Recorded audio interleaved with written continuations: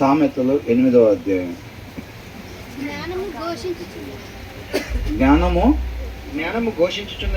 జ్ఞానము ఘోషించుచున్నది. వివేచన తన స్వరమును వినిపించుచున్నది. త్రోవ పక్కను రాజవీధుల మొగలలోను నడి మార్గములలోను అది నిలుచుచున్నది. ఎవరంట? జ్ఞానము వివేచన రెండు కూడా. అవునా? జ్ఞానము వివేచన ఏం చేస్తున్నాయంట? త్రోవ పక్కన రాజవీధుల మొగలలోను గుమ్మముల ఎద్దను పూరద్వారమునద్దను పట్టణపు గౌనుల ఎద్దను నిలవబడి అది ఇలాగు గట్టిగా ప్రకటన చేయుచున్నది. మానవులారా, ఆ జ్ఞానం అంటే అక్కడ నుంచొని చెప్తా ఉంది. ఊర్లోకి వచ్చే మెయిన్ ఎంట్రన్స్ దగ్గర, మెయిన్ జంక్షన్స్ దగ్గర, రోడ్ల మీద, గుమ్మాల దగ్గర నుంచొని జ్ఞానం ఇలా చెప్తా ఉందంట. ఏమని చెప్తా ఉందంట? మానవులారా. ఎవరిని పిలుస్తుంది అంటే వాళ్ళు ఎవరు? మనల్ని అన్నమాట. ఎవరు పిలుస్తున్నారు? జ్ఞానం పిలుస్తుంది అన్నమాట. అవునా? ఏమంటుంది? మానవులారా మీకే నేను ప్రకటించుచున్నాను. ఎవరికంట? మనకే ప్రకటించుతుందంట. నరులకు మీకే నా కంఠస్వరము వినిపించుచున్నాను. ఎవరికంట?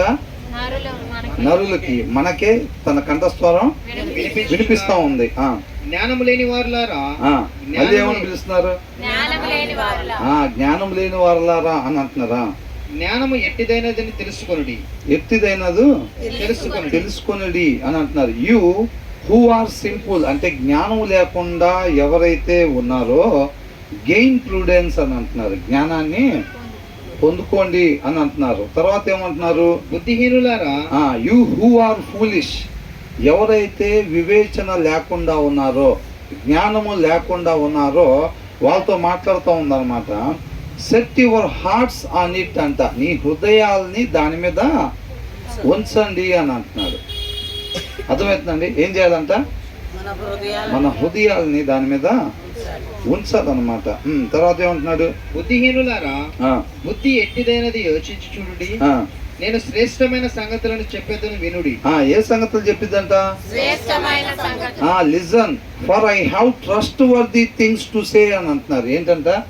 నమ్మదగినవి, ట్రస్ట్ వర్ది. అర్థమవుతుందండి? అంటే ఈ చెప్పేవి మనం నమ్మాలా, నమ్మకూడదంట? నమ్మదగినవి అనమాట. నేను చెప్తున్నాను, వినండి. I have trustworthy things to సే. నా పెదవులు యథార్థమైన మాటలు పలుకును, నా నోరు సత్యమైన మాటలు పలుకును. ఏం పలుకుతాయి అంట? ఏదో ఒకటి మాట్లాడిద్దా? ఏం మాట్లాడిద్దంట? యథార్థమైన మాటలు. అంటే మాట్లాడవలసిన మాటలే మాట్లాడిద్ది. సత్యమైన మాటలు మాత్రమే మాట్లాడిద్ది. మన యొక్క జ్ఞానాన్ని ప్రేమిస్తే మనం కూడా ఏం మాట్లాడాలి? యథార్థమైన మనం కూడా మాట్లాడాలన్నమాట. తర్వాత దుష్టత్వము నా పెదవులకు అసహ్యము. మనకెందుకు చెప్తున్నారు? ఏంటంట?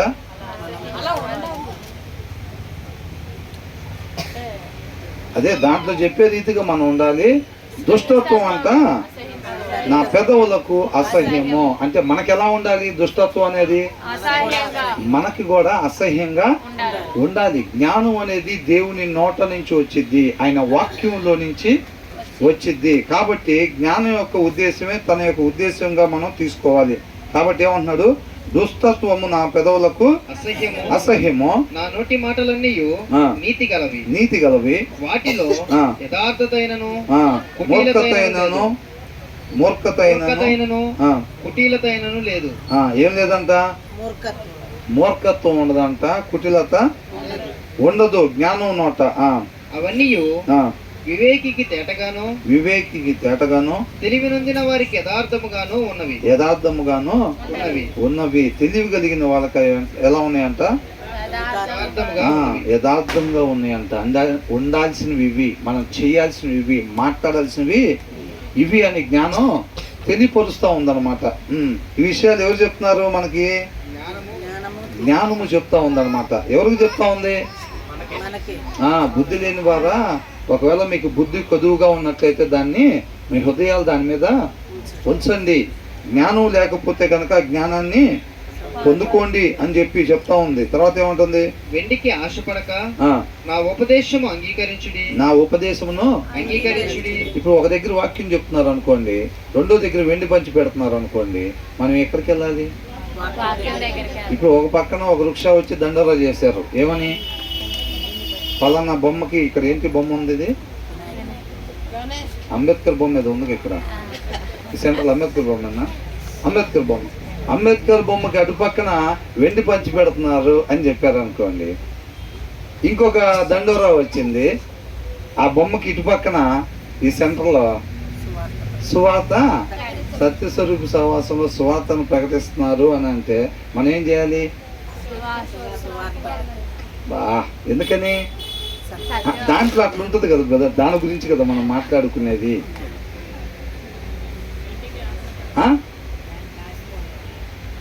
అంటే దాంట్లో అలా అసలు ఇది ఎంత జాగ్రత్తగా అంటే బయట మన అభిప్రాయం, మనం చేసేది చెప్పేది ఉన్నదో, అవునా? దాంట్లో ఏమైనా అయితే ఉందో దాన్నే మనం సమాధానంగా చెప్పాలి. మనమైతే ఎక్కడికి వెళ్తాం? ఎవరెవరు సువార్త దగ్గరికి వస్తారో ఒకసారి చేయొద్దండి. అంత తేలిగ్గా దొరుకుతామా బ్రదర్? అంతేనా? అంత తేలిగ్గా దొరుకుతామా? ఎప్పటి నుంచి నేర్చుకున్నాను అట్నేది, అవునా? ఏంటంట ఇక్కడ ఏమంటున్నాడు? వెండికి ఆశపడక నా ఉపదేశం అంగీకరించుడి. వెండి ఏం చేసిద్ది? మహా అయితే వస్తువులు తయారు చేసుకోవచ్చు, లేదా అమ్మేమంటే డబ్బులు తీసుకొచ్చిద్ది. కానీ ఉపదేశం ఏం చేసిద్ది? నిత్య జీవాన్ని తీసుకొచ్చిద్ది అనమాట, అవునా? పిల్లలు షార్ప్గా ఉన్నారు చక్కగా. ఉపదేశం ఏం తీసుకొచ్చింది? అది జ్ఞానం వరుస్తూ ఉంది అక్కడ నుంచి సెంటర్లో. జ్ఞానము కొంతకాలం ఉండిపోయే ఈ యొక్క వెండి, బంగారాలు, ముత్యాలు వీటి కోసం మీ ప్రయాసను వ్యర్థం చేయబాకండి, మీ పరిగెత్తడం దాని వెనకాల పోబాకండి అని అంటున్నారు అనమాట. కాబట్టి విలువైన దాన్ని మనం గ్రాప్ చేసుకోవాలి. ఏమంటున్నాడు ఇంకా? మేలిమి బంగారం నాశింపక తెలివి నందుడి. ఏం చేయాలంట? మేలిమి బంగారంని ఆశింపకుండా తెలివి నొందుడి అని అంటున్నాడు. జ్ఞానము ముత్యముల కన్నా శ్రేష్టమైనది. దేనికన్నా అంట? వీటితో ఎందుకు పోల్చారు? అవి అప్పట్లో విలువ కలిగినవి కాబట్టి వాటన్నిటికన్నా అంట ఈ జ్ఞానము విలువైంది. చర్చికి పోతే ఏమొచ్చిద్దిరా? వాక్యం వింటే ఏమొచ్చింది? పనికి పోతే ఒక 1000 రూపాయలు వస్తాయి మనకి, అవునా? మనకెక్కడ కుదిరిద్దిరా? వాళ్ళకు కుదిరిద్ది కాబట్టి పెడతారు శుక్రవారం సాయంత్రం, మనకెక్కడ కుదిరిద్ది అని అనుకుంటాం, అవునా? కాబట్టి ఏమంటున్నాడు?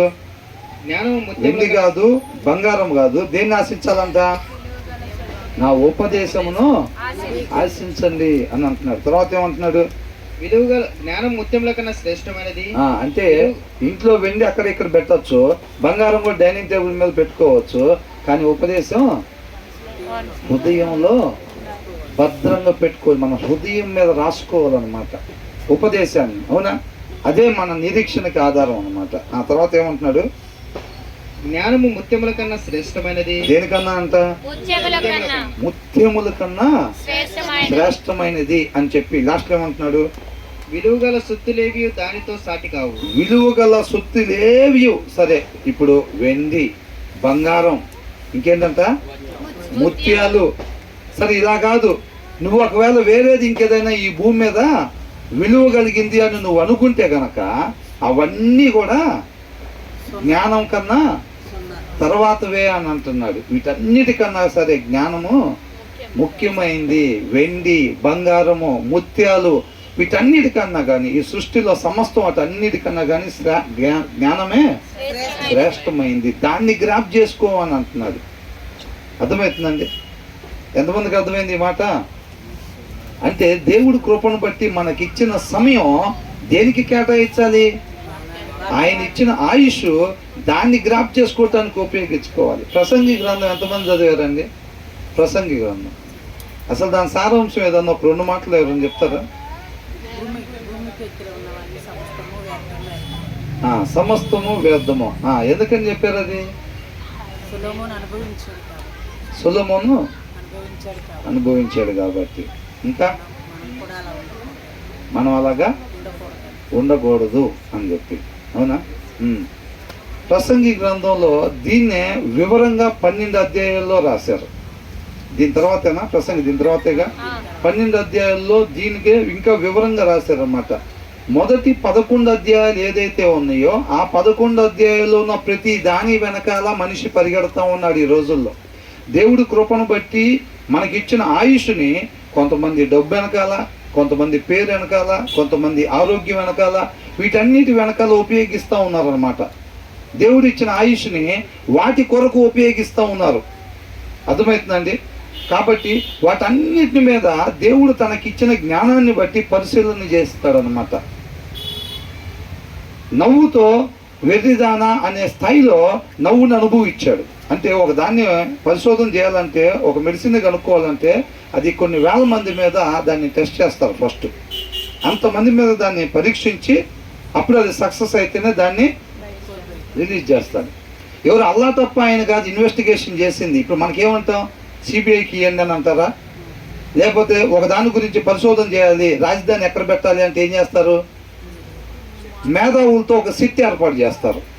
మేధావులతో ఒక సిట్ ఏర్పాటు చేసి ఈ రాష్ట్రం మొత్తంలో ఏ ప్రదేశంలో అది పెడితే బాగుండిద్దని ఆ మేధావులు అందరూ కలిసి ఒకదాన్ని తీసుకుని వచ్చి తయారు చేసి ఒక లొకేషన్ని ముఖ్యమంత్రికి అప్పగిస్తారనమాట. కాబట్టి ఈ భూమి కింద ఉన్న సమస్తాన్ని పరిశీలించడానికి మహాజ్ఞాని అయిన సొలొమోను పూనుకున్నాడు అనమాట. ఈ రోజుల్లో అనేక మంది ఆనందం కోసం దాని వెనకాల పడుతున్నారు కదా. దాని సంగతి ఏంటో తెలవాలి. అది మనిషికి ఏమి ఇచ్చిద్ది అసలు? దాని ముగింపు ఏంటి? అది మనిషిని ఎక్కడికి తీసుకెళ్ళిద్ది అసలు? ఇంతమంది మనుషులు దాని వెనకాల పరిగెడుతున్నారు కదా. ఎప్పుడు నవ్వుతూ ఉండాలండి మేము, మా పిల్లలు ఎప్పుడు నవ్వుతూ ఉండాలండి అని అంటున్నారు కదా. అటేనా మనం పరిగెట్టాల్సింది అసలు అని చెప్పి దాని మీద పరిశోధన చేశాడు అనమాట మహాజ్ఞానికి. అంతకన్నా పెద్ద అయిన సర్టిఫికేట్ ఇటు అనుకుందా? లేదు. ఇంకా ఆయన చెప్పిన తర్వాత కూడా దాని వెనకాల పరిగెడుతుంటే అవునా కదా. అక్కడ గుంట ఉంది జాగ్రత్త అని అంటే చూసుకుని వెళ్ళని అంటే పోయి గుంటలో పడితే ఇంకేం చెప్తాం? అలాంటిది. కొంతమంది ఆరోగ్యం కొరకు అనమాట దేవుడు ఇచ్చిన ఆయుష్ని ఏం చేస్తారంటే ఆరోగ్యం కొరకు ఉపయోగిస్తూ ఉంటారు. ఆరోగ్యం మీద ఇన్వెస్ట్మెంట్ పెడతా ఉంటారు. ఆ సమయాన్ని ఖర్చు పెడతా ఉంటారు, సమయాన్ని. అర్థమవుతుందండి? సొలొమోను అంటున్నాడు దాని మీద పరిశోధన చేశాను అంటున్నాడు. ఒక్కొక్క అధ్యాయంలో ఉన్నది వివరంగా అదే. ఆరోగ్యం కొరకు పరిగెడుతున్నారు కదా, ఆ ఆరోగ్యం వల్ల మనిషికి కలిగేది ఏంటి అసలు అని చెప్పి తన హృదయం, తన శరీరం పూర్తిగా అసలు ఆరోగ్యంగా ఉండాలి అంటే ఏం చేయాలి అది మొత్తం కూడా చేసి పరిశోధన చేసి ఈ మాట పలుకుతున్నాడు. ఏ మాట? ఇందాక సిస్టర్ చెప్పారు కదా, వ్యర్థము వ్యర్థము సమస్తము వ్యర్థము. ఆరోగ్యం వెనకాల మొత్తం పరిశోధన చేసి టెస్ట్ చేసి ఇన్వెస్టిగేషన్ చేసి ఫైనల్గా మహాజ్ఞాని అయిన సొలొమోను ఏమి ఇచ్చాడని సర్టిఫికేట్? వ్యర్థము వ్యర్థము. డబ్బు వెనకాల పరిగెడితే దాని మీద ఇన్వెస్టిగేషన్ చేసి ఎంత సంపాదించాలో అంత సంపాదించాడు. ఈ భూమి మీద ఎవరు సంపాదించలేనంత సంపాదన సంపాదించాడు. సంపాదిస్తే దాని మీద ఇన్వెస్టిగేషన్ చేస్తే ఏం చేశాడు? ఫైనల్ సర్టిఫికేట్ ఏంటంట? వ్యర్థము. అనవసరం ఇటు పరిగెట్టడం. అనేక మంది దీని వెనకాల పరిగెడుతున్నారు అని అంటున్నాడు. ఎంతో మంది పేరు ప్రఖ్యాతలు సంపాదించాలి అని చెప్పి మంచి పేరు తెచ్చుకోవాలరా, మంచి అధికారం అనుభవించాలరా, మంచి లగ్జరీ లైఫ్ అనుభవించాలరా అని అనుకుంటారు. చూసారా? అలాంటి లగ్జరీ లైఫ్ సంతోషంతో దాని అంతు చూడాలి. కొన్ని పదాలు చక్కగా రాసి పెట్టారనమాట. నీ వల్ల మనిషికి కలుగు ప్రయోజనం ఏమి? అసలు అంతగా సంతోషాన్ని తన జీవితంలో అనుభవించాడు అనమాట. అంటే ఒకదాన్ని పరీక్షించాలి, ఇన్వెస్టిగేషన్ చేయాలంటే ఏం చేయాలి? అవునా? దాని సంతోషం అంటే ఏంటి? దాని సంగతి తేల్చాలి. అసలు ఒక మనిషికి ఏమి కలిగించిద్ది, అది ఏం పొందుకుంటాడు మనిషి, ముగింపు. మనిషి ఏదైతే వెతుకుతున్నాడో, నిరీక్షణ కలిగి ఉన్నాడో ఆ సంతోషం ఇటు వినాలి.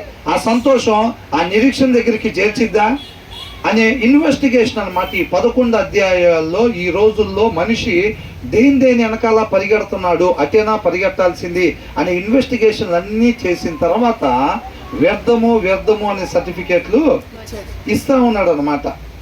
తర్వాత అటు ఫైనల్గా ప్రపంచ జ్ఞాని అయిన సొలొమోను ఇన్వెస్టిగేషన్లో తేలింది అని అంటే ఫైనల్గా ఇచ్చేది 12వ అధ్యాయంలో చెప్తున్నాడు అనమాట. చివర్లో ఏమంటున్నాడు?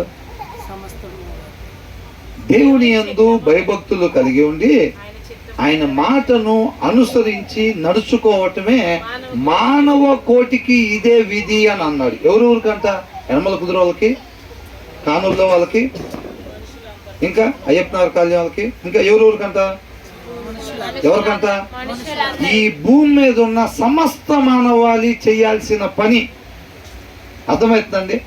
దేవుడు కృపను బట్టి మనకిచ్చిన ఆయుష్ మనం దేని మీద ఇన్వెస్ట్ చేయాలి, దేని కొరకు ఉపయోగించాలి అని అంటే దేవుని యందు భయభక్తులు కలిగి ఉండి ఆయన మాటను అనుసరించే దాని కొరకు మాత్రమే మనం ఉపయోగించేవారుగా ఉండాలి. ఎంతమందికి అర్థమైందండి ఇది? అది కాబట్టి సొలొమోను అట్లా చేశాడు, ఇట్లా చేశాడు, అట్లా చేశాడు.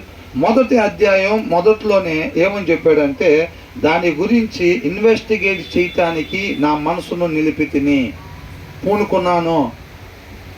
దేంట్లో సంతోషం ఉంటుంది? ఒక పీక్ లెవెల్లో నాకు సంతోషం ఉండాలి, ఎప్పుడు మా జీవితంలో సంతోషం ఉండాలి అని అంటే అదేనా మనం కోరుకోవాల్సింది? మా నోటి నిండా నవ్వు ఉండాలి, అదేనా మనం కోరుకోవాల్సింది? మేము ఎల్లప్పుడూ ఆరోగ్యంగా ఉండాలి, అదేనా మనం కోరుకోవాల్సింది? బాగా ఐశ్వర్యవంతులుగా ఉండాలంటే అదేనా మనం కోరుకోవాల్సింది? ప్రతి దాని వెనకాల, వ్యర్థమైన దాని వెనకాల పరిగెత్తకూడదు అని చెప్పి తన జ్ఞానంతో మొత్తం కూడా పరిశోధించి మనకి ఒక మంచి మార్గాన్ని చూపిస్తూ ఉన్నాడు అన్నమాట జ్ఞాని అయిన సొలొమోను. కాబట్టి మనం ఆ జ్ఞానాన్ని మనం పొందుకొని మనం ఈ వ్యర్థమైన వాటి వెనకాల మనం కూడా సొలొమోను వెళ్ళినట్టుగా మొత్తం మన జీవితం మొత్తం ఇన్వెస్టిగేషన్ చేసి నవ్వు మీద, సంతోషం మీద, డబ్బు మీద, ఆరోగ్యం మీద ఇదంతా కూడా సమయాన్ని వృధా చేసుకోకుండా ఫైనల్గా దేని కొరకు అని చెప్పి ఆ జ్ఞానవంతుడు ఇచ్చాడో దాని కొరకే ఇప్పటి నుంచే, మొదటి నుంచే మన సమయాన్ని ఉపయోగించేవారుగా ఉండాలి అన్న ఉద్దేశంతో దేవుడు తన కృపను బట్టి తన పరిశుద్ధ గ్రంథంలో ఆ యొక్క వాక్యాన్ని రాపిచ్చాడు అనమాట. అర్థమవుతుందండి? చాలా మంది చెప్తారు, ఏమంటారు, నా జీవితంలో చాలా సమయం వేస్ట్ చేసుకున్నానండి, కొంత సమయం నాకు సత్యం తెలియక దాని వెనకాల పరిగెత్తి, డబ్బు వెనకాల పరిగెత్తి, పేరు వెనకాల పరిగెత్తి, ఆరోగ్యం వెనకాల పరిగెత్తి, అవి ఇవి అని చెప్పి నాకు ఏం చేయాలో విలువైంది ఏదో తెలియక చాలా సమయం, చాలా వయసు నేను వృధా చేసుకున్నాను. నాకు చివరాఖరులో తెలిసింది ఏది విలువైంది అనేది, నాకు చివరిలో తెలుసుకున్నానండి అని అంటున్నాడు. అర్థమవుతుందండి? కాబట్టి దేవుడు కృపను బట్టి మనకి ముందుగానే తెలియపరిచాడు. ఇప్పుడు సొలొమోను ఒకవేళ ఏమైనా తప్పుగా ఇన్వెస్టిగేషన్ చేసాడేమో, అంతకన్నా గొప్ప సుప్రీంకోర్టు లాంటి ఇంకెవరి చేత చేపించవచ్చు కదా. అంటే అంత జ్ఞానవంతులు ఇంకెవరు ఉన్నారా? లేరు. అలాంటి ఆయన ఇచ్చిన సర్టిఫికేట్ అన్నమాట అది పరిశుద్ధాత్మ దేవుడు తన గ్రంథంలో రాయించాడు అనమాట. మనం ఇంకెక్కడ కూడా టైం వేస్ట్ చేసుకోకుండా ఈ 11 అధ్యాయంలో ఉన్న దేని వెనకాల కూడా మనం పరిగెత్తి మన జీవితాన్ని, మన సమయాన్ని వ్యర్థం చేసుకోకుండా ఆ 12వ అధ్యాయంలో మనకి ఏదైతే చక్కటి మార్గాన్ని చూపించారో ఇటువైపు మాత్రమే పరిగెత్తాలి, మానవ కోటికి ఇదే విధి అని చెప్పారు. కాబట్టి మనం ఇమ్మీడియట్గా ఆ రూట్లోకి ఎంటర్ అయిపోయి మన శక్తి కొలది ఆ దారిలో మనం ప్రయాణం చేసేవారుగా ఉన్నారన్నమాట. అదే చెప్తున్నాడు ఇక్కడ. ఏమంటున్నాడు? వెండి, బంగారమా, ముత్యాలా, అది మాత్రమే కాదు, ఇక ఈ భూమి మీద ఏదైతే మీరు విలువైనవి అనుకుంటున్నారో వాటన్నిటికన్నా కూడా జ్ఞానమే శ్రేష్టమైంది అని చెప్తున్నాడు అన్నమాట. అర్థమైందా? మనం విన్నాం కదా. మళ్ళీ రేపు నుంచి ఏం చేస్తాం? ఆటోమేటిక్గా మళ్ళీ డబ్బు కూడబెట్టే పనే, పరిగెత్తి పరిగెత్తి పరిగెత్తి. కరోనా టైంలో అందరూ బైబుల్ చదివి జీవితం అంటే ఏంటో తెలిసింది. అవునా? అందరికి ఏమైంది? ఇన్ని రోజులు డబ్బు వెనకాల పరిగెత్తామా, ఎంత పిచ్చోళ్ళమో, కరోనా రాకపోతే మన మార్గంలో ఇంకా అటే పరిగెడతా ఉండేవాళ్ళం. ఎప్పుడైతే లాక్డౌన్ ఓపెన్ చేయగానే ఇక మన తోటి వారిని ప్రేమించటం, మనం అయ్యి దానాలు చేయటం, మన ఇతరుల కొరకు మన చేతులు కష్టపడటం, మొత్తం ఇదే అనుకున్నారు. లాక్డౌన్ ఒక్కసారి గేట్లు తీయగానే ఏమైంది? మళ్ళీ లంకెల బిందులు సంపాదించడానికి మళ్ళీ పరుగులెత్తు మొదలైంది. ఇంకా అవునా? మళ్ళీ డబ్బు వెనకాల మా నాన్న 2 ఎకరాలు ఇచ్చాడు, నేను నా పిల్లలకి 4 ఎకరాలు ఇవ్వాలి, వాళ్ళ పిల్లల కాళ్ళు మళ్ళీ పరిగెత్తడం మొదలైంది. ఇంకా అవునా? చాలా మంది తెలుసుకోలేని పరిస్థితి అయిపోతూ ఉన్నారు. కాబట్టి ఆ యొక్క జ్ఞానం, విలువ కలిగిన జ్ఞానాన్ని మనం పొందుకోవాలి తప్ప కొంతకాలం ఉండిపోయే వెండి, బంగారం, విలువైనవి, ముత్యాలు ఇవన్నీ పోల్చారు అని అంటే ఈ భూమి మీద తలతలాడే ఏది కూడా శాశ్వతమైంది కాదు. మీరు ఏదైతే ఎదుగుతున్నారో, మీరు పోగొట్టుకున్న జీవం ఏదైతే ఉందో ఆ జీవాన్ని ఇవేవి కూడా తీసుకురాలేవు. ఆ మార్గాన్ని నడిపించేది కేవలం నా ఉపదేశము. కాబట్టి ఆ మార్గాన మనం వెళ్ళాలి. వెండి సంపాదించే దానికోసం సమయాన్ని ఇన్వెస్ట్ చేయకూడదు. బంగారాన్ని సంపాదించే దానికోసం ఇన్వెస్ట్ చేయకూడదు. ఏదో ఈ లోకంలో విలువైందని చెప్పేదానికోసం అంత సమయాన్ని ఇన్వెస్ట్ చేయకూడదు. మరి దేనికోసం? నిత్య జీవానికి నడిపించే ఆ యొక్క జ్ఞానం కోసం మన సమయాన్ని ఉపయోగించాలి. పని దగ్గర 8 అవర్స్ డ్యూటీలు చేస్తాం కాసుల కోసం. 8 అవర్స్ డ్యూటీ నిత్య జీవానికి నడిపించే ఈ జ్ఞానాన్ని ఇచ్చే వాక్యం చదివే దగ్గర 8 మినిట్సా? ఎక్కువే బ్రదర్. ఏంటంట 8 నిమిషాలు. చక్కగా ఇంటర్మీడియట్ దాకా చదువుకొని వచ్చాం కాబట్టి తెలుగు ఫటాఫట్ చదివేస్తాం. 3 అధ్యాయాలు 3 నిమిషాల్లో అయిపోతుంది. ఏంటంట లేరా ఇక్కడ? 3 అధ్యాయాలు 3 నిమిషాల్లో చదివేస్తారు అంతే. మూసేసి పక్కన పెట్టేయి. 3 అధ్యాయాలు చదివా, ఏముంది దాంట్లో? బైబుల్ చదవాలి, చదివాం. 3 అధ్యాయాలు చదివాం. 3 ముక్కలు కూడా లోపలికి వెళ్ళా.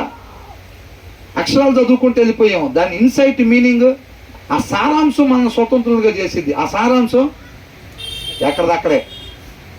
ఎక్కడదక్కడే ఉండిపోయింది. పైన మాత్రం చదువుకుంటూ వెళ్ళిపోయాం అంతే. తెలుగు చదవటం బాగొచ్చు కాబట్టి 3 అధ్యాయాలు 3 నిమిషాల్లో చదివేసాం, మూసేసాం, పక్కన పెట్టేసాం అంతే. 3 అధ్యాయాలు చదివాం, వచ్చే ఉండదు పుణ్యం. వచ్చిందా? ఏం లేదు. అవునా? కాసు కోసం 8 అవర్స్ డ్యూటీలు, అవసరమైతే ఓటీలు. ఏంటంట? అవసరమైతే ఓటీలు. దీనికి నో డ్యూటీలు. డ్యూటీలు అసలు దాని పేరే లేదు. అవునా కదా? ఎవరు మనం? క్రైస్తవులం. ఏంటంట? పాట మొదలు పెట్టి జెండా వాడు పట్టుకుని వాళ్ళు వెళ్ళినట్టుగా మనం కూడా బైబిల్ పట్టుకొని ఊరంతా తిరుగుతాం. ప్రాక్టికల్ దగ్గరికి వచ్చేసరికి ఏమి ఉండదు. తర్వాత ఏమంటున్నాడు?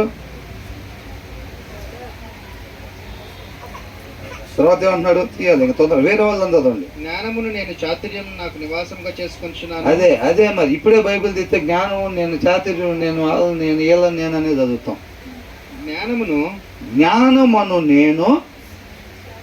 నేను చాతుర్యమును నాకు నివాసముగా చేసుకొని ఉన్నాను. సామెతలో తీసుకెళ్లి కీర్తనలో పెట్టాడు ఒకసారి. దీన్ని అదే కీర్తనలో రాస్తే ఎట్లా ఉంటుందా ట్రై చేద్దామని ప్రయత్నం చేస్తున్నట్టు వాళ్ళు సూర్యుడు.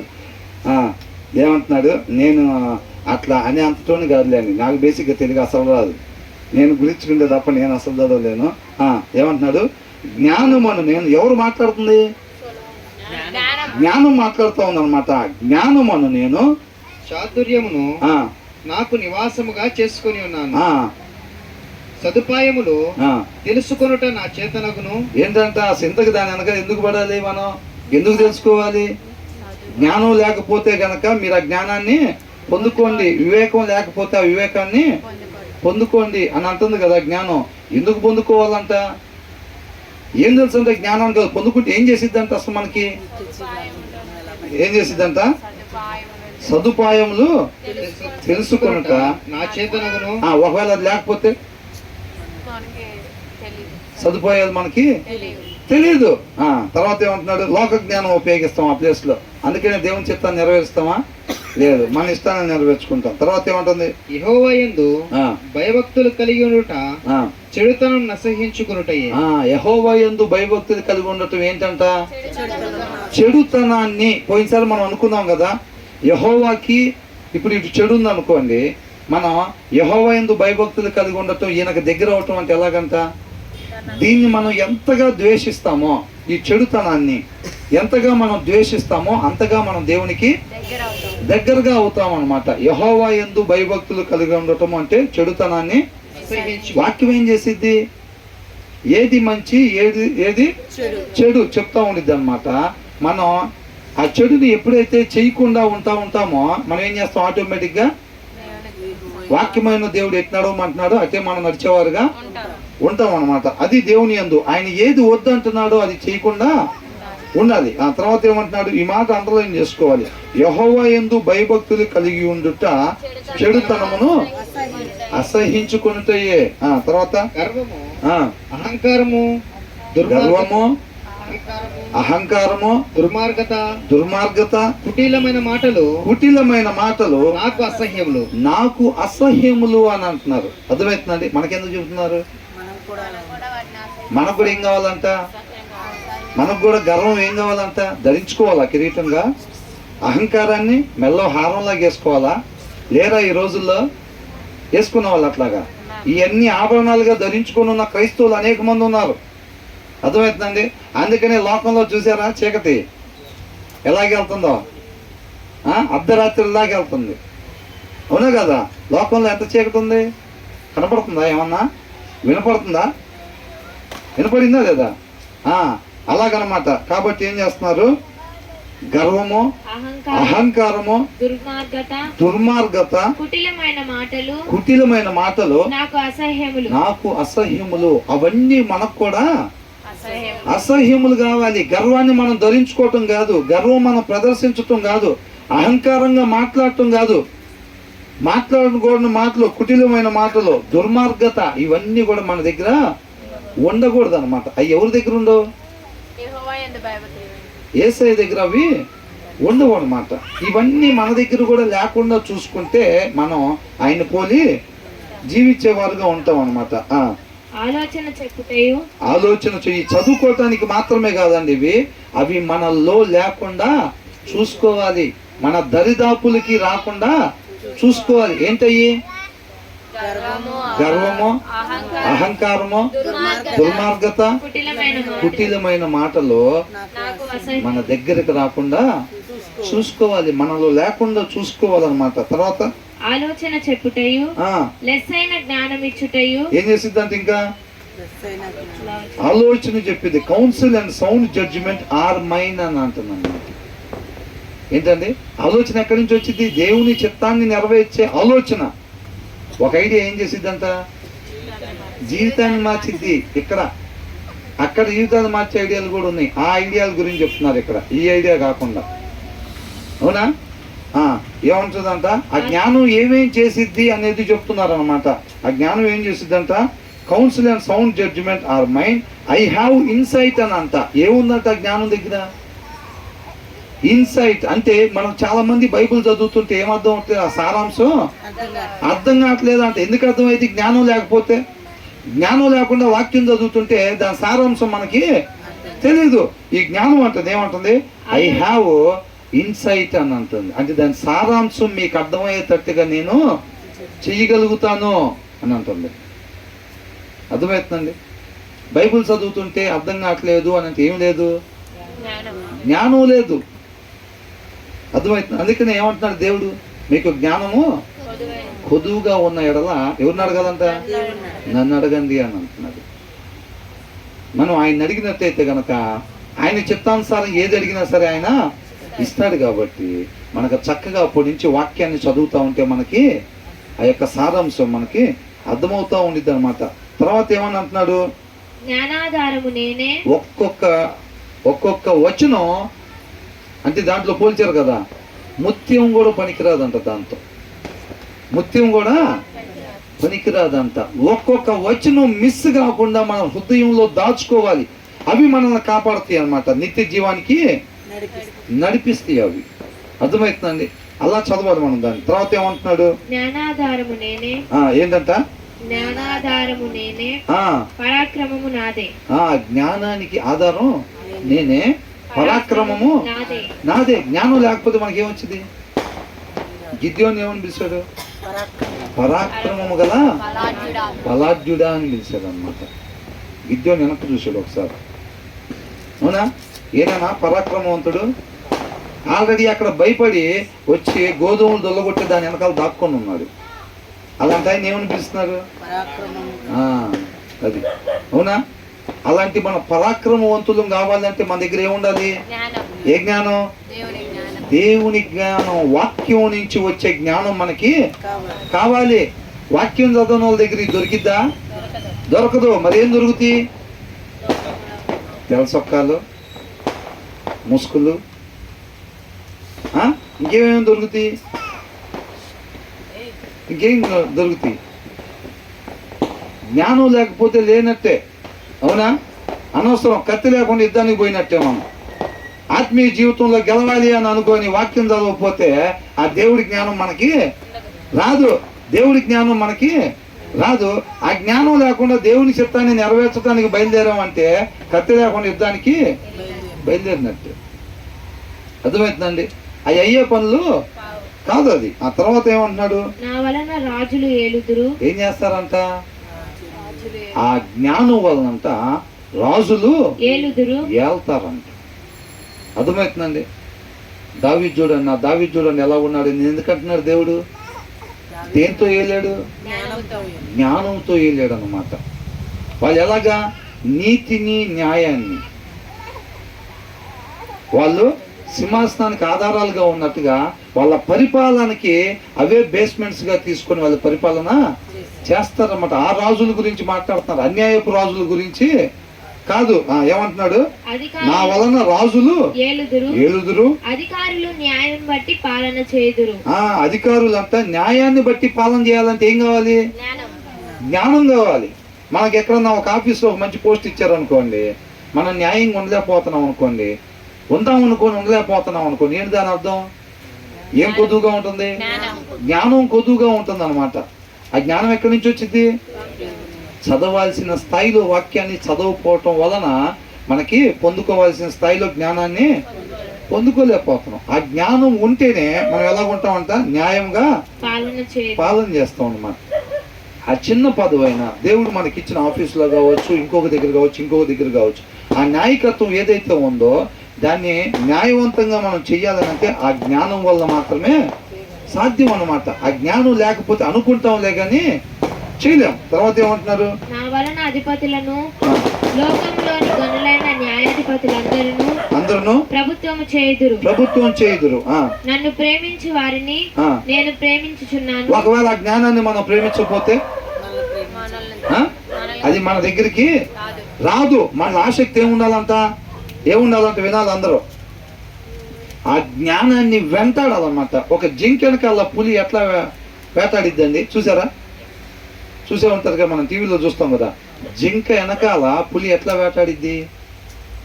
మనం ఆ జ్ఞానాన్ని అట్లా వేటాడాలి, అవునా? అలా కోరుకోవాలన్నమాట మనం. అసలు ఆ జ్ఞానం అంటే అలాగే ఇష్టపడాలి. అది నా సమస్తం అనేటట్టుగా ఉండాలి. అర్థమవుతుందండి? దానికోసం నేను సమయాన్ని హెచ్చిస్తాను అని చెప్పాలి. సమయాన్ని మనం ఇన్వెస్ట్ చేయాలి దానికోసం. బైబిల్ 3 నిమిషాలుగా చదివేసేది ఏంటంట?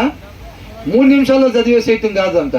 దాన్ని ఏం చేయాలి? దానికోసం సమయాన్ని కేటాయించాలి. అంతే. సమయాన్ని కేటాయిస్తేనే దొరికింది. నన్ను ప్రేమించు వారిని నేను ప్రేమించుచున్నాను. ఎవరైతే ఇష్టపడి అలాగా వెతుక్కుంటారో, ఎలాగంట వెతుక్కోవాలి. గుప్త నిధిని వెతికినట్టుగా దాన్ని మనం వెతకాలి. అలా ఎవరైతే ఇష్టపడి నా కొరకు ఎదురు చూస్తూ ఉంటారు, గుమ్మం దగ్గర నుంచొని భర్త కొరకు ఎదురు చూసినట్టుగా జ్ఞానం కొరకు ఎదురు చూడాలన్నమాట. అలా ఎదురు చూస్తుంటే వాళ్ళని ఆవరించిద్దంట ఆ జ్ఞానం. అర్థమవుతుందండి? ఊరికినే మనం ఏదో అలా తప్పగా ఉండి బైబిల్ తీసుకెళ్ళి ఆడ పడేసేసి దేవుడి జ్ఞానం కావాలనుకుంటే అది వచ్చేది కాదు. దానికోసం సమయాన్ని కేటాయించాలి, వెతకాలి దాన్ని. ఇప్పుడు ఒక చిన్నది ఇంత ముత్యం పడిపోయింది అనుకోండి, గదిలో ఎలా వెతుకుతాం? మామూలుగా ఇలా చుట్టూ ఇలా చూసేస్తామా? ఎలా చూస్తాం? ప్రతి అణువు వెతుకుతాం, చూసారా? అలాగ వెతకాలంట జ్ఞానాన్ని. అర్థమవుతుందండి? ఆ తర్వాత ఏమంటుంది? నన్ను ప్రేమించు వారిని నేను ప్రేమించుచున్నాను. నన్ను జాగ్రత్తగా వెతుకువారు. ఎలా వెతకాలంట? ఎలా వెతకాలి? జాగ్రత్తగా. నిద్ర కళ్ళతో వేసుకుని ఎతకటం కాదు. నన్ను ఆవిలిచ్చుకుంటా నిద్ర కళ్ళు వేసుకుని నన్ను ఎతకటం కాదు. అలా ఎతికితే నేను దొరకను అని అంటుంది జ్ఞానం. ఏడ్చుకుంటా చెప్తుందంట. అర్థమవుతుందండి? ఇంగ్లీష్లో క్రై అనే పదం వాడారు. అర్థమవుతుందండి? ఇంగ్లీష్లో క్రై అనే పదం వాడారు. ఇక్కడ 3వ వచనం చివరిలో చూడండి. ఇంగ్లీష్లో beside the gate leading in to the city at the entrance she క్రైస్ loud అని ఉంది. ఏంటంట? She క్రైస్ a loud. బిగ్గరగా ఏడ్చుకుంటూ చెబుతుంది అనమాట జనాలకి. మానవులారా ఏమనుంది? టు యూ ఓ పీపుల్ అని పిలుస్తుంది అనమాట. అర్థమవుతుందండి? ఏమంటుంది? ఓ మానవులారా అని అంటుంది. అట్లా అంటుంది, ఏడ్చుకుంటూ చెప్తుంది అన్నమాట జ్ఞానం. దేవుని చిత్తాన్ని నెరవేర్చాలి, దేవుని రాజ్య స్థాపన జరగాలి, దేవుడు మాత్రమే మహింపరచబడాలని చెప్పి జ్ఞానం కోరుకొని ఆశతో ఏడ్చుకుంటా మానవులకి చెప్తా ఉందన్నమాట. కాబట్టి ఏమంటుంది, నన్ను జాగ్రత్తగా వెతుకువారు. బైబిల్ తీసి ఏం చేయాలి? నన్ను నిత్య జీవానికి నడిపించే జ్ఞానం ఉంది దీనిలో. ఏముందంట? బియ్యం డబ్బాలో డబ్బులు ఉంటే ఎట్లా ఎదుగుతాం? జాగ్రత్తగా మొత్తం చేపెట్టట్టుందా, ఇటుందా, ఇటు తగులుతున్నాయో ఎతుకుతాం. అట్లా బైబుల్ తీసుకోవడం ఎట్లా ఉంటాయంట? కేర్లెస్గా నిద్రమత్తుతో చదువుతా కొద్దిసేపు గోడ కనుక నిద్రపోయి మళ్ళీ తూలి మళ్ళీ అలా కాదంట. ఎలాగా? జాగ్రత్తగా దాన్ని నన్ను కనుగొందురు. అలా జాగ్రత్తగా ఎవరైతే వెతుకుతారో వాళ్ళు కనుగొంటారు దాన్ని. అర్థమవుతుందండి? అంతే తప్ప ఊరికనే పైన బైబుల్ చదువుతాము, బైబుల్ చదవాలి మనం క్రైస్తవులం కదా అని అట్లా చదివితే దాన్ని కనుగొనలేరు. జాగ్రత్తగా దాన్ని వెతకాలంట. తర్వాత ఏమంటుంది? ఐశ్వర్య ఘనతలను స్థిరమైన కలిమియు నీతియు నా యొద్దనున్నది. ఎవరి దగ్గర ఉన్నాయంట? ఆ జ్ఞానం దగ్గర ఉన్నాయంట. ఇవన్నీ మనకి కావాలంటే ఏం చేయాలి? ఇవి మనకు కావాలా లేదా? ఇవన్నీ కూడా మనకి కావాలి. ఇవన్నీ కావాలి అని అంటే మనకి ఏది తీసుకొచ్చిద్ది? ఆ జ్ఞానమే తీసుకొచ్చి పెట్టిద్ది. ఇవన్నీ ఆ జ్ఞానాన్ని ఇంటికాడ వదిలిపెట్టి వచ్చి ఏం చెప్పిందంట? కోతి ఏం చెప్పిందంట ముసలికి? అవునా, ఆ ముక్క ముందే చెప్తే నేను నా గుండెని కూడా తీసుకొచ్చేదాన్నిగా అని చెప్పినాను. అంటే ఇప్పుడు నువ్వు తీసుకురాలేదా అంటే బరువు ఎందుకు నా చెట్టుకు తగిలిచ్చి వచ్చానని చెప్పినాను. ఈ జ్ఞానం లేని ముసలు ఏం చేసింది? అయితే పద నేను మళ్ళీ ఆ చెట్టు దగ్గరికి తీసుకెళ్తాను, మళ్ళీ నీ గుండెకే తీసుకొని వద్దామని చెప్తే అక్కడికి తీసుకెళ్ళగానే చెట్టు అంత దూరంలో ఉండగానే కోతి ఏం చేసిందంట? ఒక్కసారిగా ఎగిరి ఆ చెట్టు మీద దూకింది. ఇక వచ్చిందా? రాలా. ఆ ముసలికి ఏం లేదు? జ్ఞానం లేదు. గుండెకాయ అక్కడిక్కడ పెట్టి కోతి తిరుగుతూ ఉండిద్దా? లేకపోతే కోతి ఉన్న దగ్గరే గుండెకాయ ఉండిద్దా? కోతి ఉన్న దగ్గరే. మరి ఇప్పుడు అది జ్ఞానం లేకపోతే లోకంలో మనం కూడా అంతే, అలాగే ఉండిపోతాం. అవునా? కాబట్టి ఇక్కడ ఏమని అంటున్నారు? దీని జ్ఞానాన్ని ఏం చేస్తాం? ఇంటి దగ్గర అల్మార్లో ఎక్కడ దాన్ని అక్కడ పెట్టి వీటన్నిటి కోసం వెతుకుతూ ఉంటాం మనం. ఆ జ్ఞానం ఏదేది తీసుకొచ్చిద్దో సదుపాయాలు కలుగొనుట నా వశము అని అంటుంది. పరాక్రమము నాది అని అంటుంది. వాక్యంలో ఉన్న సారాంశాన్ని వెతికి తీయటం నా దగ్గర ఉంది అని అంటుంది. మనం ఏం చేస్తాం? దాన్ని అలమరలో పెట్టి ఈ సారాంశం కోసం వెతుకుతూ ఉంటాం, పరాక్రమంగా ఉండాలని వెతుకుతూ ఉంటాం. అవునా? జ్ఞానాన్ని ఆడబెట్టొచ్చి ఆ జ్ఞానం కావాలని అంటే మనం ఏం చేయాలంట? జాగ్రత్తగా నన్ను నిత్య జీవానికి నడిపించేది ఆ జ్ఞానం దీంట్లో ఉంది. దీంట్లో నుంచి నేను తేనె పట్టులో నుంచి తేనెని తీసుకున్నట్టుగా నేను ఆ జ్ఞానాన్ని, ఆ వాక్యంలో నుంచి ఆ జ్ఞానాన్ని నేను తీసుకోవాలి. ఆ విలువైన జ్ఞానం ఉందో చూసారు, అది నాకు కావాలి అని చెప్పాలని. దాన్ని ఎవరైతే ప్రేమిస్తారో అది చదివాం కదా పైన ఏం చేస్తుందంట? నన్ను ప్రేమించు వారిని నేను ప్రేమించుచున్నాను, నన్ను అల్మరలో పెట్టు వారిని నేను. అది కూడా రాస్తే బాగుండేది అంటారా? దీనికి ఏమి యాడ్ చేయకూడదు కాబట్టి మనం తర్వాత అర్థం చేసుకోవాలి. మనం అక్కడ పెట్టకుండా ఇది లేకపోతే నేను లేను, నేను ఇక్కడే ఉంటాను, నశించిపోతా అని చెప్పి దాంట్లో ఉన్న బైబుల్ తీసేటప్పుడు మనం అట్లా ముత్యాలదే ఉంది, ముత్యాలు తీసి పక్కన పెట్టాను అంటే అవునా? ఇది విలువైంది. వెండి ఇచ్చిద్దా నిత్య జీవం? బంగారం ఇచ్చిద్దా? ఆరోగ్యం ఇచ్చిద్దా? డబ్బులు ఇచ్చిద్దా? ఏమిచ్చిద్ది? జ్ఞానం ఇచ్చిద్ది నిత్య జీవానికి. అర్థమవుతుందా? ఆ తర్వాత ఏమంటున్నారు? మేలిమి బంగారు కంటేను అపరంచి కంటేను నా వల్ల కలుగు ఫలం మంచిది. బా, ఏం చేయాలి? నిజంగా అట్లా చేస్తున్నాం అనుకోండి. ఈ బొమ్మ అవతలు ఎవరన్నా వెండి బంగారాలు అపరంజలు పంచుతుంటే, యువతలు ఎవరన్నా వాక్యం చదువుతుంటే మనం ఇటు వస్తుంటే లోకం ఏమనుకుంటుంది? జ్ఞానం ఎట్లాగా ఓ మానవులారా అనిపిస్తున్నట్టు, ఒరే వెర్రోడా అటెక్కడికి రా, ఇటు అటు అనుకుంటున్నావేమో బంగారం, అక్కడ వాక్యం రా బాబు ఇటు అంటే మనం ఏమనాలి? అది అవతల వెర్రోడా అని అంటే వాక్యం ఏం చెబుతుంది? ఎవడైతే అంటాడో వాడే వెర్రోడు అని చెప్తుంది బైబిల్. అంతేనా? విలువైన దాని వెనకాల వెళ్తున్నాను అంటాడు. అదే నేను చెప్తుంది, విలువైనట్టుగా అది ఇచ్చేది ఇటు ఇస్తున్నారని ఆడు చెప్తాడు. అవునా కదా? కాబట్టి ఏందనంత మేలిమి బంగారు కంటేను అపరంజి కంటేను నా వలన కలుగు ఫలము మంచిది. ఈ వింటం వరకు బాగుంటే ఈ చేయటానికి బాగో అనే వాళ్ళు చేయొద్దండి ఒకసారి.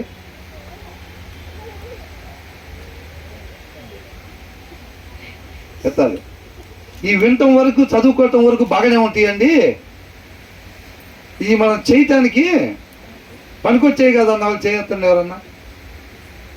లేదు, ఈ చెప్పబడుతున్నది సత్యం, మనం వెతుకుతున్న జీవానికి మార్గం ఇది, ఆ జ్ఞానం మనల్ని అక్కడికి నడిపించిద్ది అనేవాళ్ళు చేయొద్దండి. ఓ వెరీ గుడ్, దేవుడికి మహిమ కలుగును గాక. తర్వాత ఏమంటారు ఇక్కడ? ప్రశస్తమైన వెండి కంటే నా వలన కలుగు ప్రశస్తమైన వెండి కంటే నా వలన కలుగు వచ్చుబడి దొడ్డది. నీతిమంతుని యందును నీతి మార్గమునందును న్యాయ మార్గముల యందును నేను నడుచుచున్నాను. అంటే మనం ఆ జ్ఞానం కలిగి ఉంటే ఎక్కడెక్కడంట దేవుని సింహాసనానికి ఆధారాలు ఏంటి? నీతి న్యాయము. మనం కూడా దాని ప్రకారంగా నీతిగా న్యాయంగా మనం ఎప్పుడు అనుకుంటాం చూసారా? ఫెలోషిప్కి ఎలా రావాలి? నీతి న్యాయంగా మాత్రమే మనం నడుచుకొని రావాలి. అలా నడుచుకోవాలని అంటే అది జ్ఞానం ఉన్న వాళ్ళకే సాధ్యం అంటుంది మరి వాక్యం. అదేనా చెప్తుంది. జ్ఞానం ఏం చేయగలిగిద్దంట?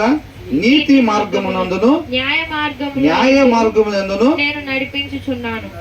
నేను నడుచుచున్నాను అని అంటుంది. అర్థమవుతుందండి.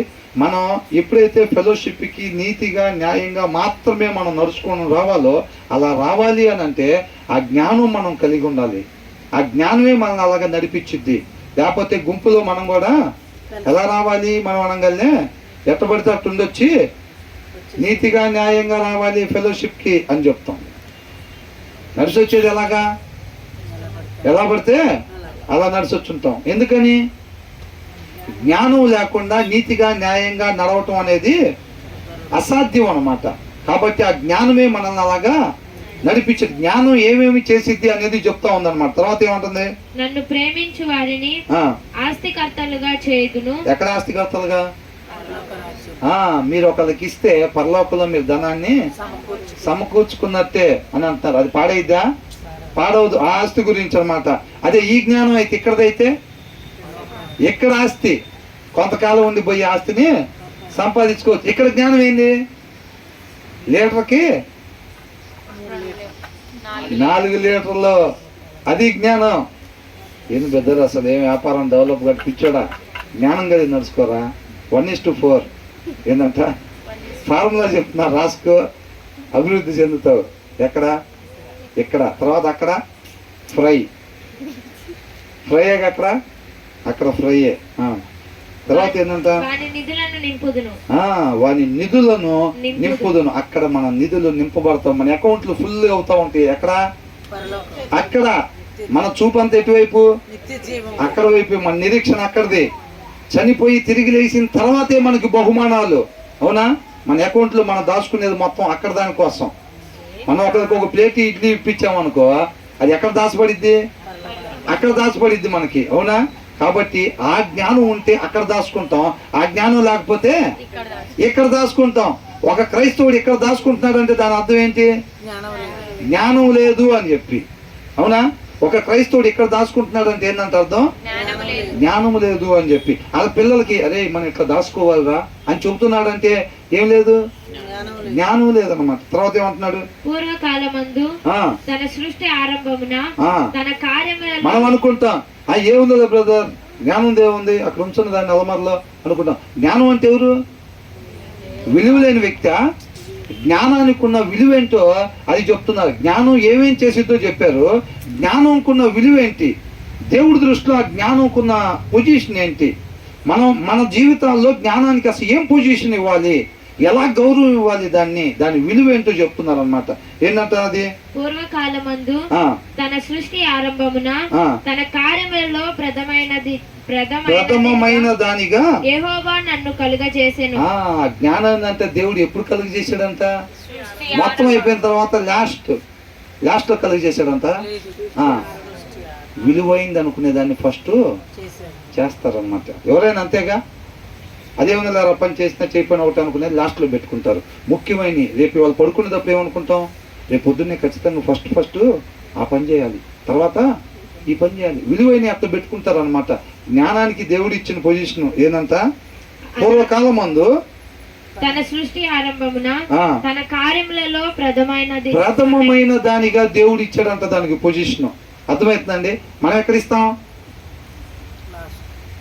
మనం లాస్ట్లో 11:30 రాత్రి నిద్రపోయేటప్పుడు, అవునా, అదే ఓ మానవులారా అని పిలిచింది కదా, అప్పుడు ఓ జ్ఞానమా ఎక్కడున్నావు, దిగు అల్మరలో నుంచి, తొందరగా ఒక 3 అధ్యాయాలు చదివి నిద్రపోవాలి నేను, అంతేనా? అట్టెదిగితే దొరికిద్దా? అట్టెదిగితే దొరకను అంటుంది. తర్వాత ఏమంటుంది? అనాది కాలము మొదలుకొని మొదటి నుండి భూమి ఉత్పత్తి అయిన కాలంనకు. కొద్దిగా శ్రద్ధ నిలపండి, కొంచెం ఆలస్యమైంది. ఏదైనా సరే ఒక 5-10 నిమిషాల్లో ముగించేద్దాం. 5-10 నిమిషాలు. అనాది కాలము మొదలుకొని మొదటి నుండి భూమి ఉత్పత్తి అయిన కాలమునకు పూర్వము నేను నియమింపబడి. ఎప్పుడుందంట జ్ఞానం? మధ్యలో వచ్చి జరబడిందా? ఎప్పుడుందంట? భూమి ఉత్పత్తి అయిన కాలమునకు, దానికి అన్నిటికన్నా ముందే అది ఉందంట. తర్వాత ఏంటంట? ప్రవాహ జలములు లేనప్పుడు.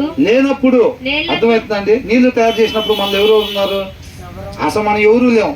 ఆ నీళ్లు కూడా తయారు చేయక ముందేనంట ఏందంట? నీళ్లతో నిండిన ఊటలు లేనప్పుడు అవి ఉన్నప్పుడు కాదంట, వాటితో పాటు కాదంట, అవి కూడా లేక ముందే నేను పుట్టి తిని. తర్వాత పర్వతములు స్థాపింపబడక మునుపు కొండలు పుట్టక మునుపు భూమిని దాని మైదానములను ఆయన చేయక మునుపు నేల మట్టిని రవ్వంతయు సృష్టింపక మునుపు నేను పుట్టి తిని. మనం ఏం చేస్తాం దాన్ని? చదువుదాం కదా బ్రదర్ అన్న, మనం చదివారా వాక్యం? సిస్టర్ నిన్న చదివారా వాక్యం అంటే చదువుతాం బ్రదర్. చదువుతున్నారా బ్రదర్? వాక్యం చదువుతున్నారా అంటే చదువుతాం బ్రదర్. ఏంటంట? ఆ జ్ఞానం అంటే మనకి ఏమున్నలే, వాక్యం చదవటం అంటే ఏమున్నలే అని అంట. అవునా? తర్వాత ఏంటంట? ఆయన ఆకాశ విశాలమును స్థిరపరిచినప్పుడు మహాజలముల మీద మండలములను నిర్ణయించినప్పుడు నేనెక్కడ నుంటిని? ఏంటంట? నేనక్కడ ఉంటిని. అప్పటికే ఉందంట.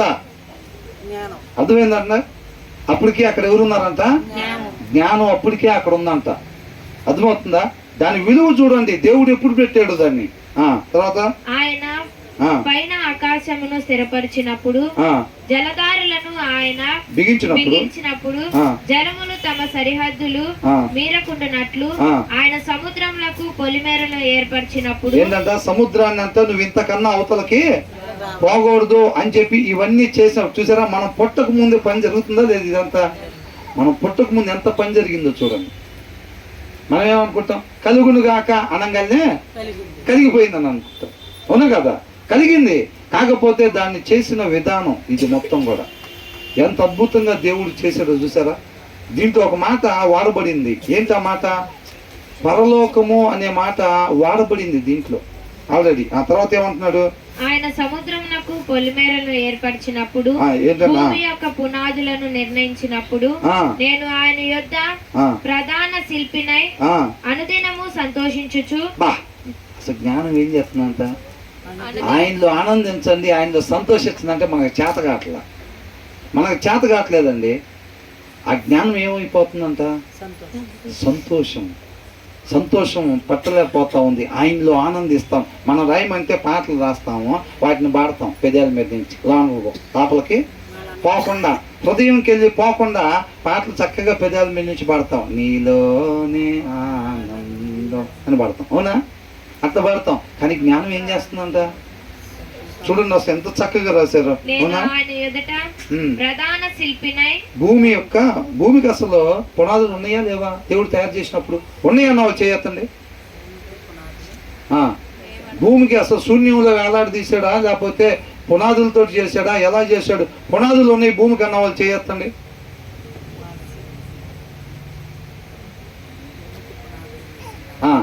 పునాదులు లేవు అన్న వాళ్ళు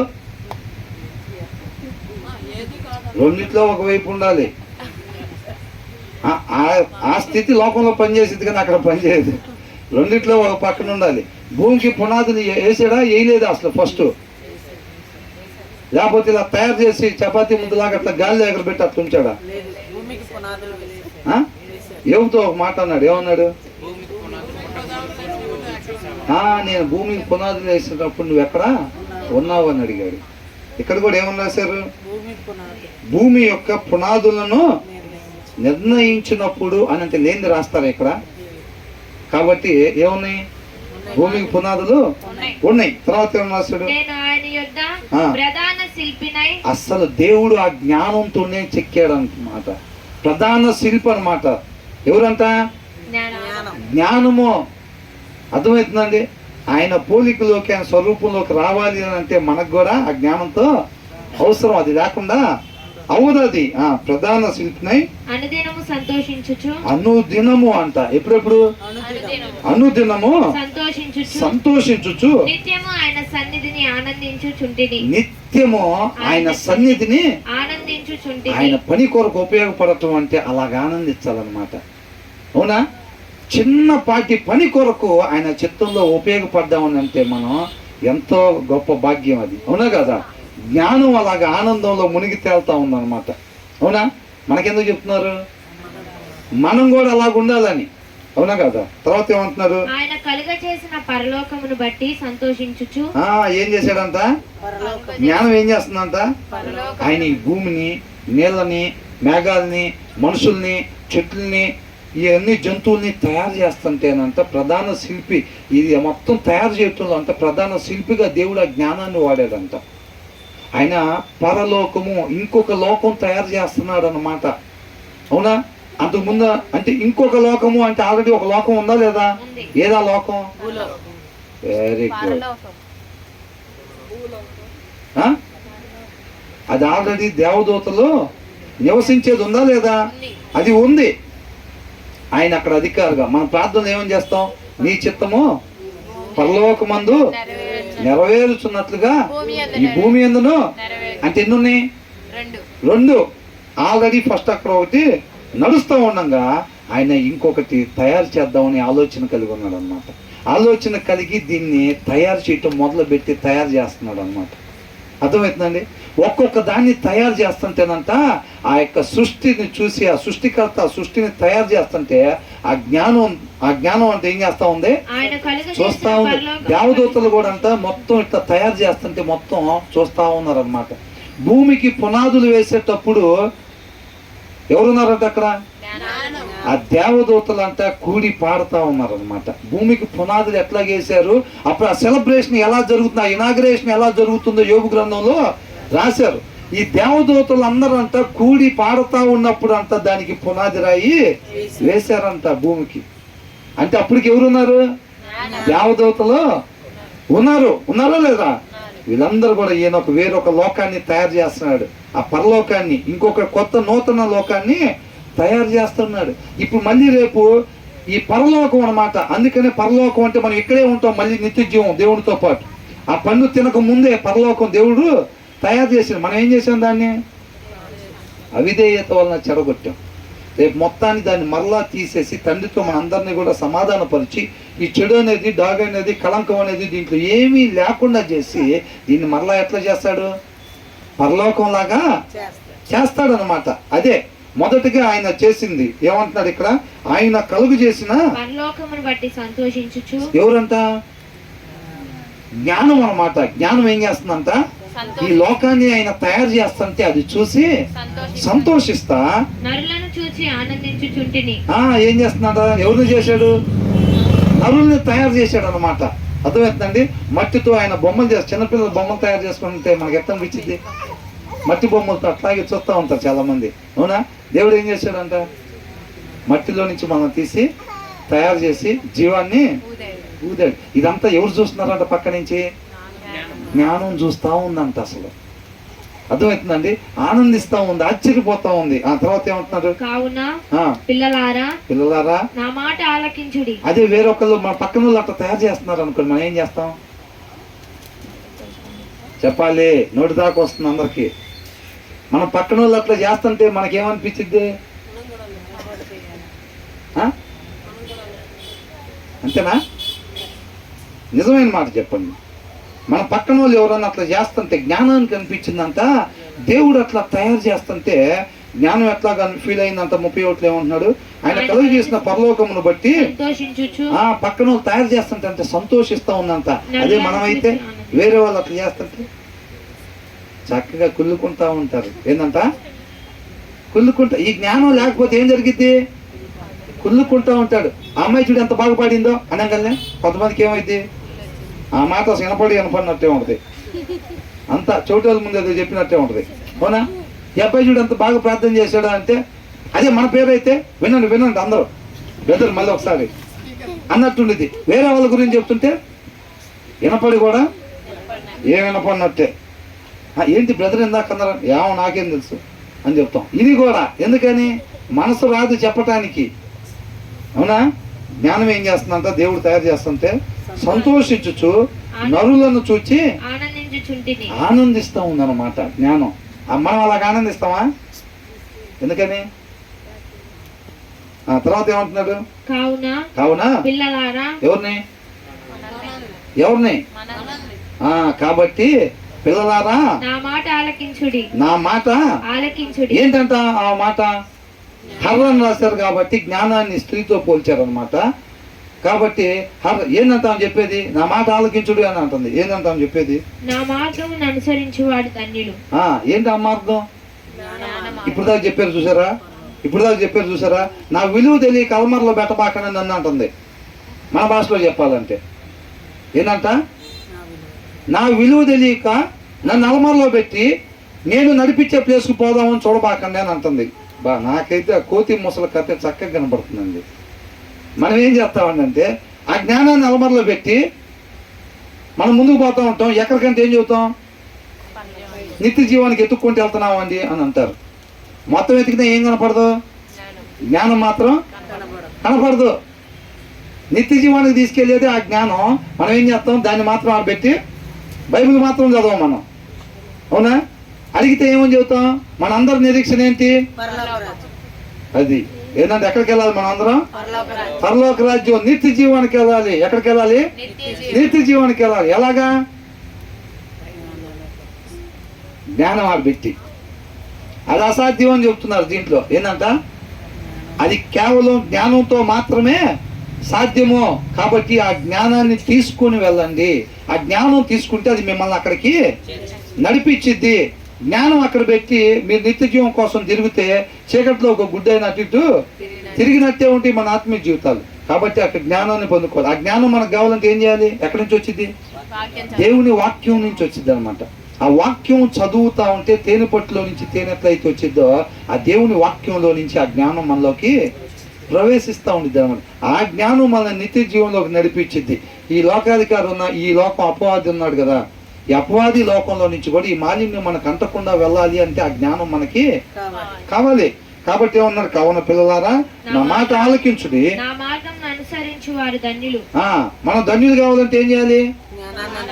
జ్ఞానం చెప్పేదాన్ని మనం అనుసరించాలి. తర్వాత ఉపదేశమును నిరాకరింపక. ఉపదేశం అంటే ఏంటి? ఇప్పుడు చెప్తా ఉన్నది. ఇప్పుడు దాకా మనం చదువుతా ఉన్నాం చూసారా? దాన్ని నిరాకరింపక అంటే మేము అంగీకరిస్తున్నాం అని మనం నోటితో చెప్పి చేతులు ఎత్తితే వచ్చినట్ట. ఆ చెప్పిన దాని ప్రకారంగా మనం ఉంటే అంగీకరించినట్టు. ఎంతమందికి అర్థమైంది నేను చెప్పింది?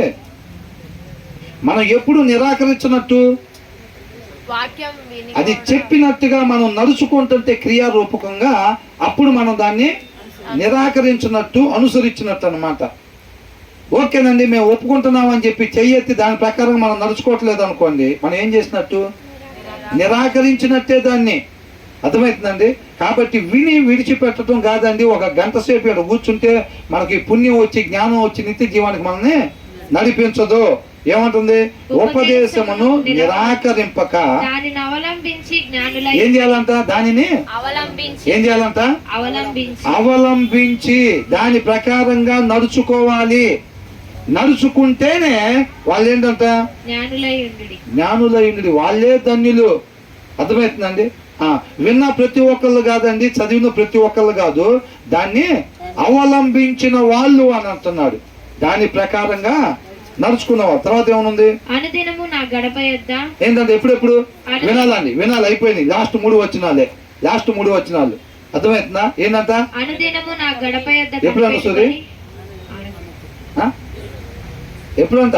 రేపు అక్కడ నవ్వితే ఉపయోగం లేదు. రేపు మేఘాల మీద సౌండ్ అయినప్పుడు నవ్వితే తీసుకెళ్తారా? ఎడితే తీసుకెళ్తారా? మరి ఎప్పుడు తీసుకెళ్తారు? దాని ప్రకారంగా నడుచుకుంటే, దాని ప్రకారంగా నడుచుకుంటే మనకి వెనక్కి తిరిగి నుంచున్నా సరే తీసుకొని వెళ్ళిపోతారు. నన్ను తీసుకెళ్ళాలనే ప్రతి ఒక్కరిని ప్రభువా అట్లా కాదు, కానీ నా తండ్రి చిత్త ప్రకారం ఆయన దొరికేటప్పుడే మనం వెతకాలి. ఏమంటున్నాడు ఇక్కడ? విలువైన మాటలు. ఆ మాట అండర్లైన్ చేసుకోవాలండి. అసలు మన హృదయంలో రాసుకోనేటప్పుడు దాన్ని అండర్లైన్ చేసుకోవాలి. ఏమని?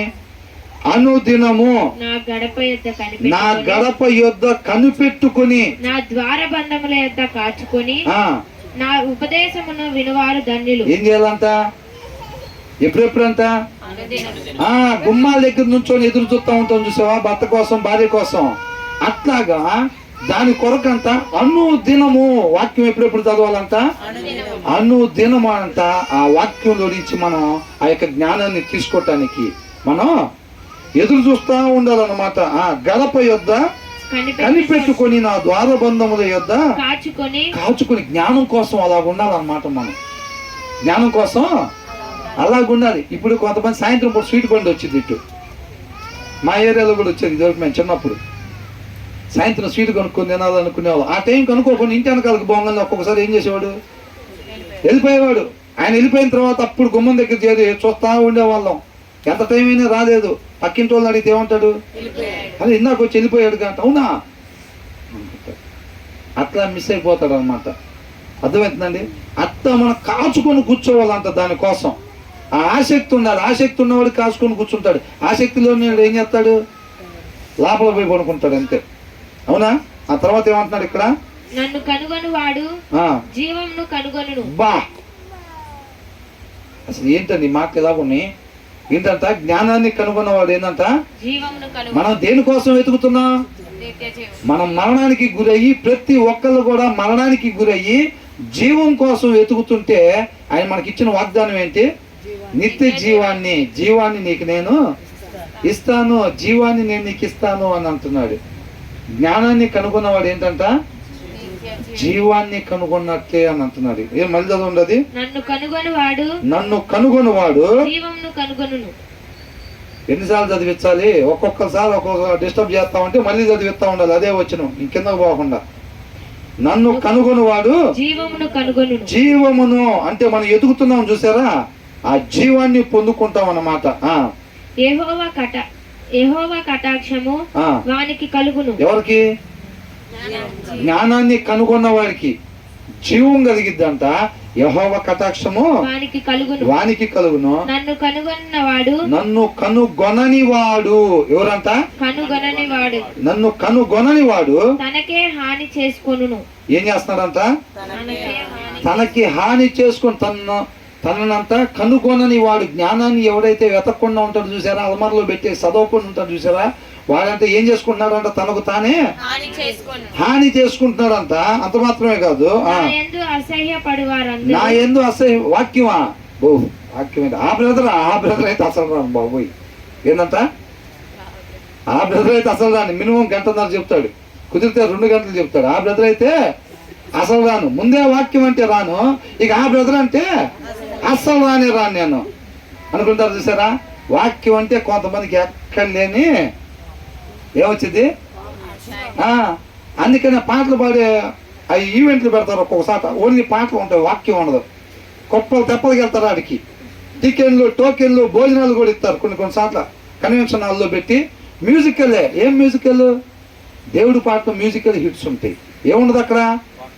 వాక్యం ఉండదు. మేము వస్తాం అంటారు. అక్కడ వాక్యం ఉంటే మేము రాం అంటారు. అంతేనా కదా? చాలా ప్రాబ్లం అయితే కొంతమందికి. అట్లా అనుకునే వాళ్ళకి ఏంటంట? నా యందు అసహ్యపడు వారందరూ మరణమును మరణమును స్నేహించుదురు. దేనితో స్నేహం చేస్తా అన్నారంట? వాక్యం అంటే ఇబ్బంది అయ్యే ప్రతి ఒక్కరంతా మరణంతో స్నేహం చేస్తున్నారంట. ఎవరు చెప్తున్నారు ఈ మాట? వాక్యమై ఉన్న దేవుడు చెప్తా ఉన్నాడు అన్నమాట. జ్ఞానం ద్వారా మాట్లాడుతున్నాడు. ఏమంటున్నాడు? నా యందు అసహ్యపడు వారందరూ మరణమును స్నేహించుదురు. మరణమును స్నేహించుదురు. జ్ఞానాన్ని ఎవరైతే కనుగొంటారో పైన వచ్చిన వాళ్ళు జీవాన్ని కనుగొన్నట్టే, యెహోవా యొక్క కటాక్షం పొందుకున్నట్టే అని అంటున్నాడు. ఆ జ్ఞానం కావాలా వద్దా? 36వ వచనం ఎంతమందికి, 35వ వచనం ఎంతమందికి కావాలి? 36వ వచనం లాగా ఎంతమంది ఉందాం అనుకుంటున్నారు?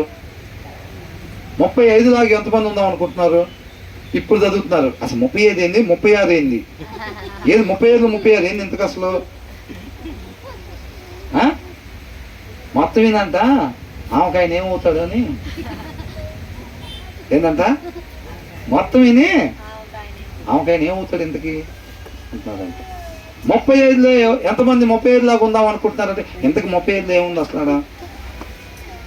అవునా? జ్ఞానాన్ని కనుగొన్నవాడంట దేన్ని కనుగొంటున్నట్టంట? జీవాన్ని మన నిరీక్షణని. అవునా? మన నిరీక్షణ అదేగా, నిత్య జీవం కదా. దాన్ని కనుగొన్నట్టంట. దాన్ని కనుగొనని వాడంట తనకు తానే హాని చేసుకుంటున్నాడు. అంత మాత్రమే కాదు, నన్ను అసహించుకునేవాడు మరణముతో స్నేహం చేస్తున్నవాడు అని అంటున్నాడు. మనం ఏ ప్లేస్లో ఉన్నామో చెక్ చేసుకోవాలి ఒకసారి. మన ఆలోచనలు ఎలాగున్నాయో చెక్ చేసుకోవాలి. ఆ జ్ఞానం అంటే మనం తనను ప్రేమించే వాళ్ళకంట అది ప్రేమించిద్దంట. అర్థమవుతుందండి? దానికోసం ఎలాగుండాలంట?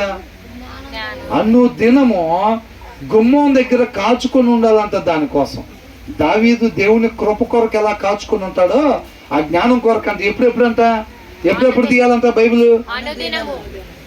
దినము తీసి దాని కొరకు గుమ్మం దగ్గర కాచుకొని ఉంటాం. అంటే నన్ను నిత్య జీవానికి నడిపించే సారాంశం దీంట్లో ఉంది. ఆ జ్ఞానం దీంట్లో ఉందని ఆసక్తితో ప్రేమతో వెతకాలి. అర్థమవుతుందండి? అట్లా ఎతుక్కోవాలి. ఎవరైతే అట్లా ఎతుక్కుంటారో సమయాన్ని పెట్టి పట్టొచ్చు. ఒక్కొక్కసారి హాఫ్ అన్ అవర్ పట్టొచ్చు, 45 minutes పట్టొచ్చు, జట్సన్ 1 hour పట్టొచ్చు, 1.5 hours కూడా పట్టొచ్చు. నువ్వు దేనికోసం అయితే ఎతుకుతున్నావు, నీ నిరీక్షణ నా నిరీక్షణ ఏదైతే ఉందో అక్కడికి నడిపించాలంటే ఆ జ్ఞానం వలన మాత్రమే అయ్యిద్ది. కాబట్టి అది 1 hour అయినా 1.5 hours అయినా సరే చదవాలన్నమాట. అర్థమవుతుందండి? అది లేకుండా మనం ఆ ప్లేస్కి చేరుకోలేం. మరలా ఒకసారి ఇంటికి వెళ్ళిన తర్వాత చక్కగా, లేకపోతే రేపైనా సరే మరలా ఒకసారి అధ్యాయం మొత్తం వచనం బై వచనం చక్కగా ప్రశాంతమైన వాతావరణం ఉండేటట్టు చూసుకోండి. శరీరం దాంట్లో ఉన్న సారాంశాన్ని తీయడానికి సహకరించేటట్టుగా శరీరాన్ని పెట్టుకొని బైబిల్ని మనం ఓపెన్ చేయాలి. చదివేటప్పుడు ఫుల్గా తినేసి తిన్న తర్వాత బైబిల్ తీసే ప్రయత్నాలు చేయకూడదు. అర్థమవుతుందండి? దాన్ని ప్రేమించటం అంటే ఏంటంటే, నేను వాక్యం చదవాలి, ఇప్పుడు సాయంత్రం నేను వాక్యం చదవాలి, లేకపోతే నేను ఎర్లీ మార్నింగ్ లేచి వాక్యం చదవాలి అంటే శరీరం సహకరించేటట్టుగా మనం ఆహారాన్ని తీసుకోవాల్సిన అవసరం ఉంది. అప్పుడే మనం దాన్ని వెతికి కనుగొనగలుగుతాము, జీవాన్ని కనుగొనగలుగుతాము, యెహోవా కటాక్షము పొందుకోగలుగుతాము. అర్థమవుతుందండి? కాబట్టి దేవుడు మహాకృపను బట్టి ఈ విషయాన్ని మన దగ్గరికి పంపించాడు. దాన్ని విడిచిపెట్టక మనం అందరం కూడా గ్రాప్ చేసుకొని దాన్ని నా ఉపదేశాన్ని విడిచిపెట్టక నిరాకరింపక అని చెప్పి రాస్తుంది. ఎలా చెప్తుందంట? ఏడ్చుకుంటా చెప్తుంది అన్నమాట జ్ఞానం. అర్థమవుతుందండి? మనం కూడా దాని ప్రకారంగా నడుచుకునే వారుగా ఉండాలి. దేవునికి మహిమ కలుగును గాక.